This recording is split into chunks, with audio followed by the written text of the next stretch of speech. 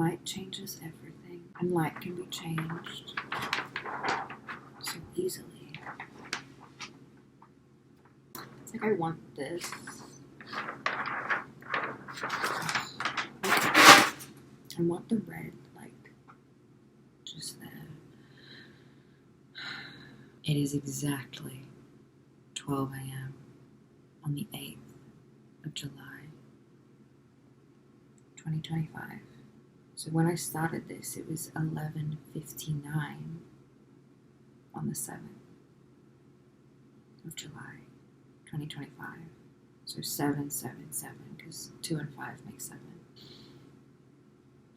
What does it all mean, darling? I'm going to just trust that it means something. Now, I was drawn to open this notebook that used to be mine. Well, it's still mine. And it's funny, I opened it to this letter I was writing over a year ago. And it was a letter to someone, and their name is here, right before I was drawn to open this book. And I saw this letter. I was just thinking of that person. And not just like they crossed my mind, but I was thinking about that person. And the last time I saw them. And then when I opened the book and saw this, I was just like, yeah, everything is connected. What are the chances? That just happened. Like, I never think of this person anymore. They're not in my life anymore. And then, I don't like this lighting. I need a second lamp. Everything's such a fucking effort. That was weak. Let me try that one more time.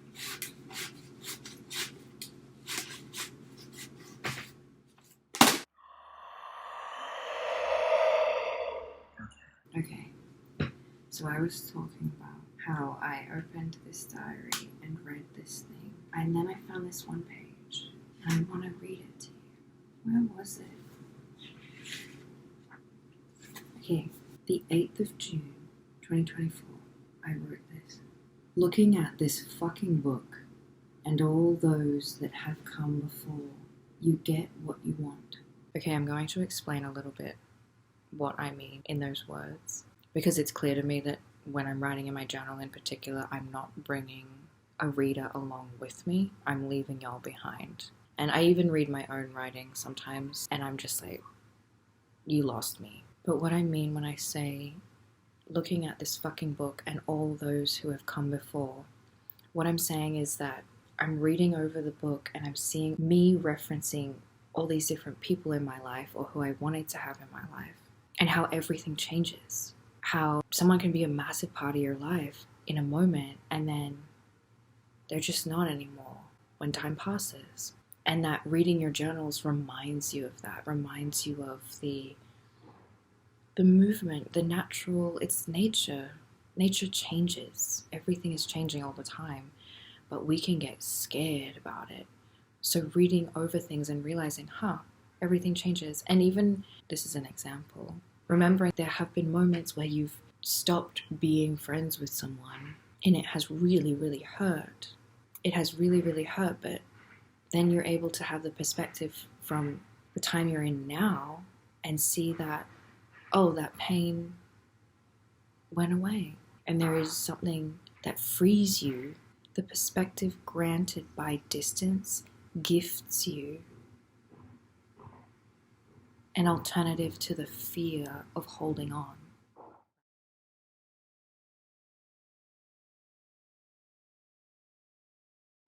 Because you realize I've actually lost a lot and I'm fine.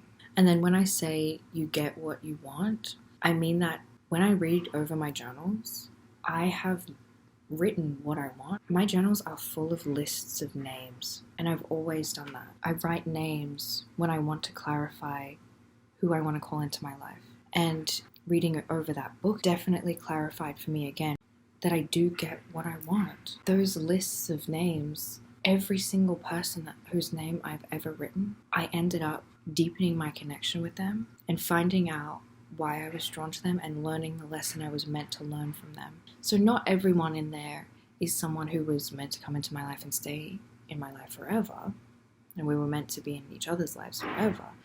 But I did have a sense that we were supposed to cross paths, and I was supposed to learn something. I can't speak for them, whether or not they learned anything, but I was drawn to them for a reason, and I wanted to find out why. And so in that book, there are many lists of names of people, and in all those lists, every single person on them, either they're still in my life because we deepened our connection, or we did deepen our connection and then I found out why we're not supposed to be in each other's lives. But in every single case, I learned something.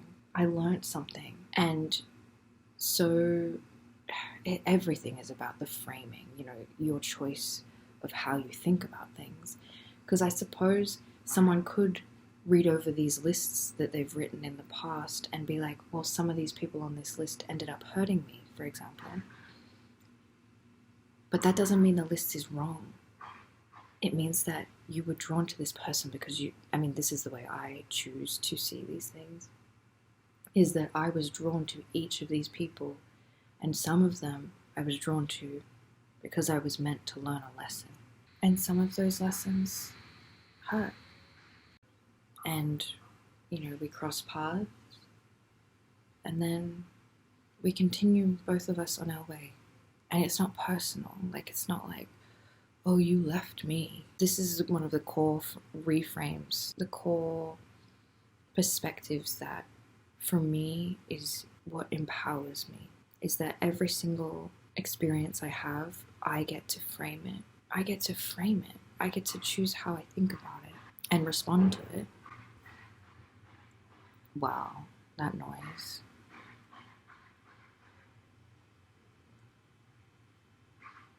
That's what I woke up to this morning. And I was getting lots of words, actually. When you wake up, sometimes you're hearing words. I hear and see words. But I was getting a lot of different phrases, and I never get that. But I kept waking up and having phrases.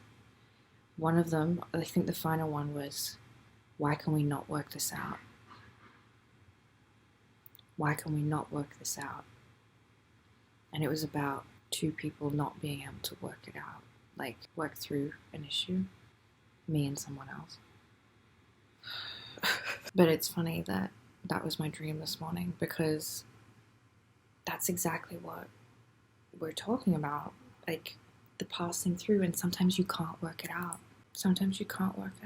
Sometimes, even if you want to work it out, the other person doesn't want to work it out.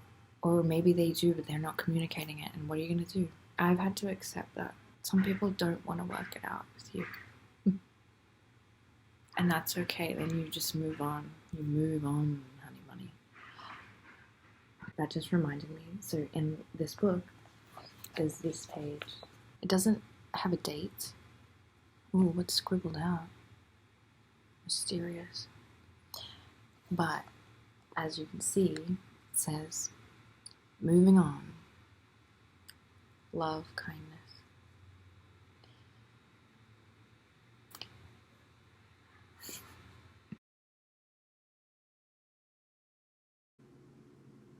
Wow. Don't you just read things that you wrote sometimes? And it's like, holy fuck. Whoa. I was gathering the pieces, but I had not yet put it together. I was really called to open this book tonight.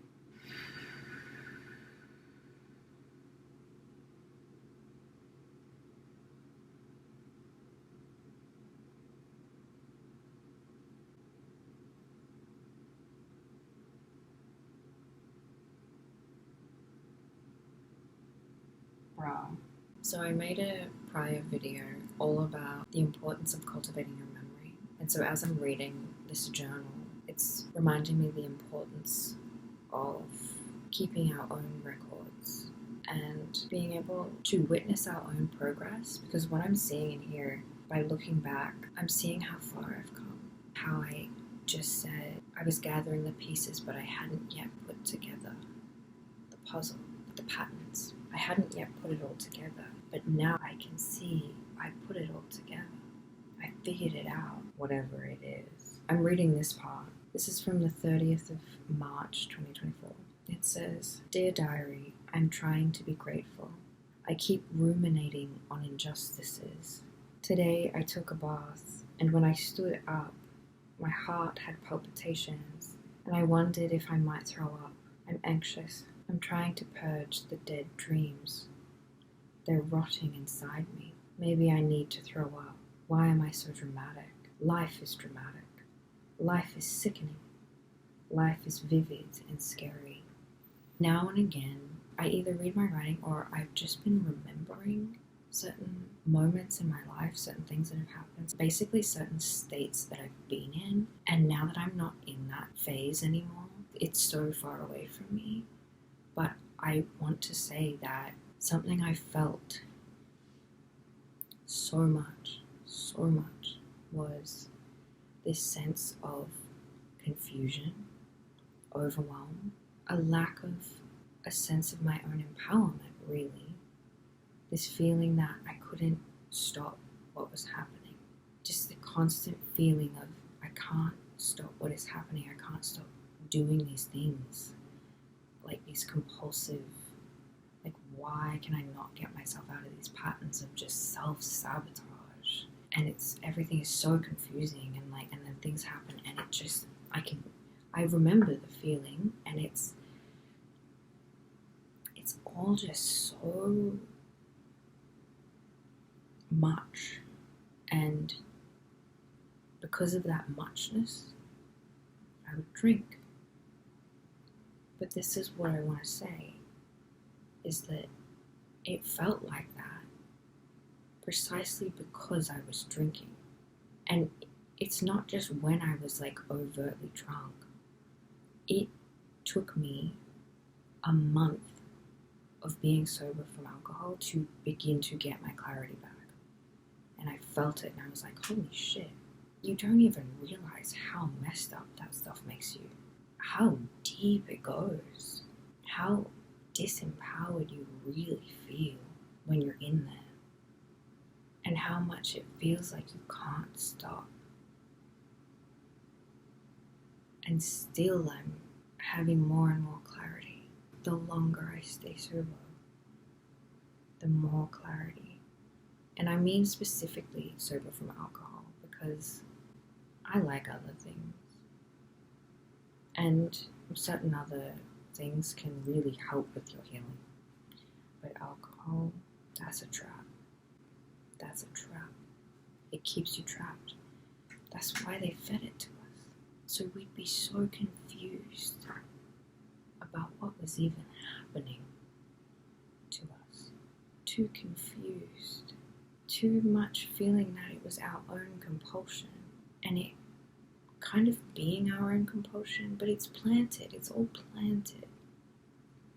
And yes, it takes work to heal the things we are running from by using alcohol and other addictions, but that work is actually quite interesting. If you're someone who craves interesting things, if you want intellectual stimulation and creative stimulation, healing is fascinating. It is something you can really get into. Reading your diaries, witnessing your progress, it's really interesting stuff. It's really interesting.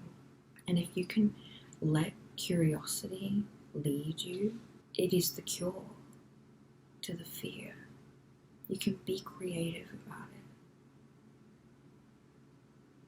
I have a lot of sweet little drawings in this book too.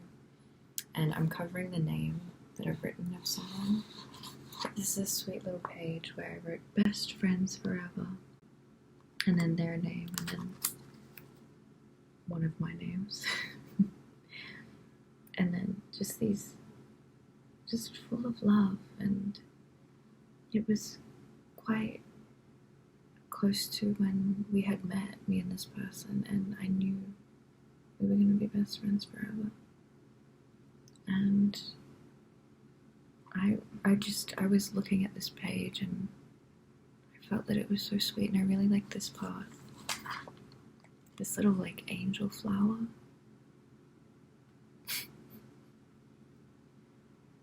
Just full of love. And the seeds I did just read something in here about seeds. On March 5th, 2024. I'll just read you the whole page, why not? Or the whole entry. I said, "How much longer are we going to do this for? Last night I fell asleep as I was about to pick out a virtual tarot card. I'm going to just omit all names, but I dreamt that this certain person was determining/orchestrating the spread. He had written the outcomes, and it was someone who runs something that I had applied for, so he was determining the outcomes, right? Yesterday the world was renewed, and I was healthy for a moment. Then in the night I heard sickness, and I knew the pathogens had reached me. I saw the portal in the river and recognized that the death I had wished for was coming to me, in a toothache intersecting with my poverty, and a fever warning, a warmth warning me to drink water. Last night a friend and I were on the phone, acknowledging our powers of manifestation, and I said it was reminding me to be careful about what I was creating. Then this night of visions, sickness warning, the delayed coming. It doesn't come right away. We are always planting seeds. Seeds. So when I say earlier, I saw the portal in the river, and I recognized that the death I had wished for was coming to me. Basically, I had been wishing for death a few months earlier when I'm not going to go into specifics, but then I was feeling like it was actually coming to me as I had wished it to, and so I was like, oh fuck, you better be careful because it won't come right away. It's a seed planted, right? Be careful what you wish for. And not just what you wish for, but what you ruminate on, you know? I dreamt this morning that someone gave me a job they'd been holding. They found me and felt it was for me. So they'd been holding this job, and then when they found me, they were like, that's why I was holding it, it was for you. Timing is divine. Believe. How do I begin? How do I continue? I'd rather be sleeping. I'd rather be safe and naked. I'd rather be on a warm beach in the sun. I'd rather be by the ocean. I really wanted to get out of my life.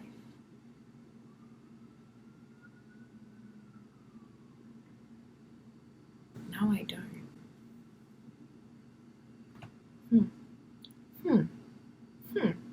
It's not that my actual circumstances changed all that much. They have, obviously, over time. But really, it's just about mindset. And I know that sounds like a fucking cop-out, but that time in my life, and when I was really wishing for death and fighting it, evidently I made it out, right? I was really learning that your mental health is the foundation of everything. Everything. Because it changes how you see everything.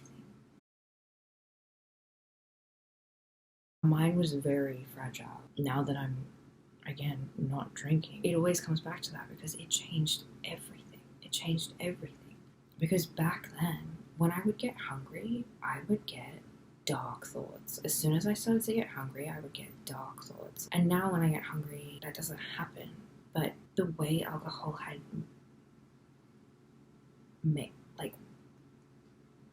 its influence on my brain, it made me unable to regulate myself, regulate my emotions. So then one little thing like me being hungry would just throw me. And back then I hadn't realized, we know, we're like, oh well, obviously it can't be good. Obviously it's doing something bad. But you don't really realize how bad it is until you get out. Like, you can't see when you're inside. That's my experience, is I did not even see how bad it was when I was inside. My alcoholism, I couldn't even see its influence on everything. And you're so confused. So you just simply cannot see. And that's how every single abusive relationship functions. Maybe that's a broad statement. I'm like, is that true? Everyone I'm thinking of. It relies on you being too confused to get out. So journal. And keep it private. Obviously don't let your abusers read your fucking journal. I mean, it's really hard because there is a paradox. For example, like I have to risk my journal, this for example, going into the hands of those who wish to silence me. But I must. And I feel like that's why a lot of people don't journal. Say you were in an intimate, abusive relationship, right? You might not journal because you fear that your abuser will read your journal and get insights into how to abuse you more, right? And then on the scale of this, it'd be like, well, I don't want the system or whatever, like the people who wish to harm me to have access to me and my thoughts, because then they will know how. And then so we don't journal and we don't speak, and it just keeps us silent, but actually our silence is the way that we end up oppressing ourselves anyway. And so we end up doing their jobs for them. Something is coming to mind that I watched last night. I was watching some videos about Nan Goldin, and I wrote down a quote by her. The quote is this, and that's been sort of the motivating force of my whole life, my work, was to make records that nobody could re-edit or deny. And one example is that she documented herself, her face, after she had been battered. And she said that the reason she photographed herself was to remind herself of what happened so that she wouldn't go back. And in this video I was watching, she quoted a statistic about 90% of women who were abused ended up going back to their abusers. Even if they did manage to get out, they went back. And so she made that record so that she would never forget what happened and she would not go back. And she has said that over the years, many, many, many women have come to her and told her that when they saw those images, they felt like they could talk about what happened to them. And prior to seeing those images, they felt like they couldn't tell anyone. And that's just one of the impacts of her work, but she is, to me, like, and to, I'm sure, many, many, many people, one of the most important artists. And to live at the same time as her, wow. Go listen to Nan. Go listen to Nan talk. She's funny. Go on, that's your homework. Take in some of her images. So her ethics. Really, life is about ethics, but art is really about ethics. And love. It's really about love. Ah, what is love? I'm so sorry to ask that question, what is love? But to me, these days, I really feel that love, I mean, I know what love is, but love can be weaponized as an idea by abusers to trap you. The idea of love has been used as a weapon, so what does it even mean anymore? But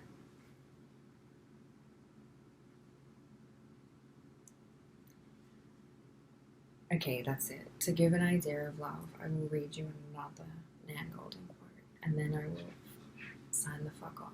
So I wrote this quote, and then I drew this butterfly as a gift, and this is a gift I'm going to give to someone I love very much.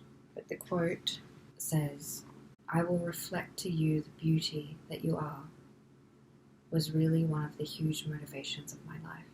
So she's saying that one of the huge motivations of her life was to reflect to people the beauty that they are. This is the butterfly I drew.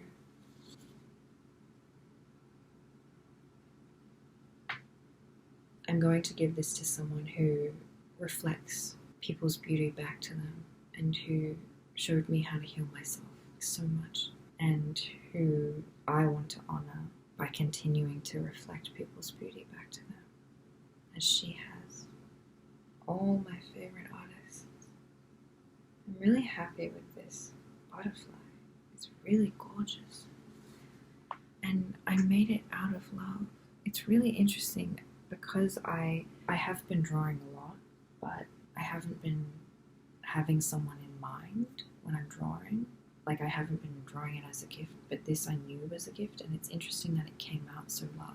It's almost like love makes your art better. Or something. But anyways, good night. Good morning. It's 1:33 a.m. Tuesday,